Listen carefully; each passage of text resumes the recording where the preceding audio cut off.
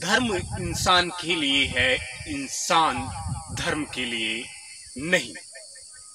अंबेडकर साहब ने अपने विचार में क्यों कहा आप लोगों से इस बात कि तुम जो हो वो धर्म के लिए नहीं हो, धर्म के लिए नहीं हो, बल्कि धर्म तुम्हारे लिए।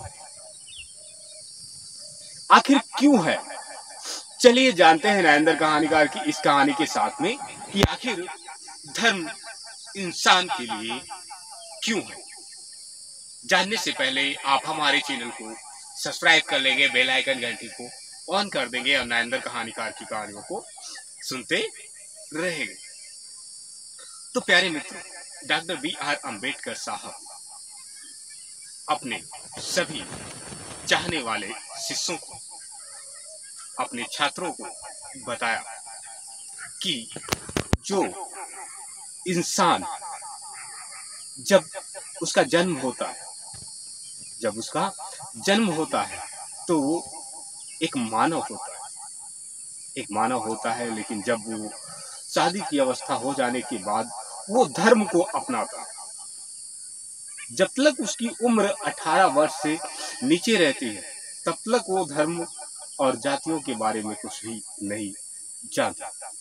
सबसे उसके बाद वो जब उसकी उम्र 18 वर्ष की पहुंचती है तो वो अपने समाज के पूर्वजों को देखता है, समाज के पूर्वजों को देखता है, उनमें एकत्रता देखता है, उनमें एकत्रता देखता है। लोगों को धर्म एक ऐसी चीज है भारत देश के अंदर जो लोगों को एकत्रित करके रखती है, लोगों को एकत्रित करके रखती है। एक जैसे मान लो एक संगठन इंसान को एकत्रित करके रखता है। जैसे राजनीतिक आपने देखे होंगे दल, जो संगठन होते हैं उनके पास कितनी सारी जनता होती है, काफी सारे दल हैं। इन्होंने अपने संगठन को किस प्रकार से मजबूत किया। जैसे भारत देश के अंदर ना जाने कितने धर्म लोगों को एकत्रित करके रखे हुए, भारत के ना जाने कितने धर्म लोगों को एकत्रित करके रखे। लेकिन अंबेडकर साहब ने बौद्ध धर्म को निग्रह करके सभी को, प्यारे मित्रों, अपने समाज को जागरूकता और सभी को ज्ञान का पाठ पढ़ाने की, अपने समाज की ये कहानियां लेकर आने की और आपको एक नई विचार देने की। हम सभी को हमेशा सोच रहती है कि कुछ आप नया सीखें और नया जानने को पाए। उसी प्रकार से अंबेडकर साहब ने कहा कि धर्म इंसान को एकत्रित करता है। सभी धर्मों के लोग, बौद्ध धर्म आज जिसको मैंने अपनाया, मुझे चाहने वाले और मेरे वंशज के लोग और मेरे जाति के लोग और जितने भी अदर जाति के लोग, शिक्षित लोग जो मुझे अपना गुरु मानते हैं, वो आज सभी लोग धर्म के बंधन में बंधते हुए जा रहे हैं, धर्म के बंधन में बंधते हुए जा रहे हैं। लेकिन जब इंसान की उम्र मनुष्य में हो जाती है तब इंसान धर्मों में बढ़ जाता है, क्योंकि धर्म एक ऐसी चीज है। लेकिन अंबेडकर साहब सभी को एक समान और एक बराबर, सभी को नागरिकता का हक अपने संविधान के पहले वर्ड में आप लोगों को देके गए। यानी हम भारत के नागरिक, हम भारत के नागरिक, जिसमें आपके धर्म की कोई बात ही नहीं आई। आप सभी धर्मों से बिलोंग करने वाले लोग, सभी लोग एकत्रित हैं। हम भारत के नागरिक हैं, हम भारत के नागरिक हैं।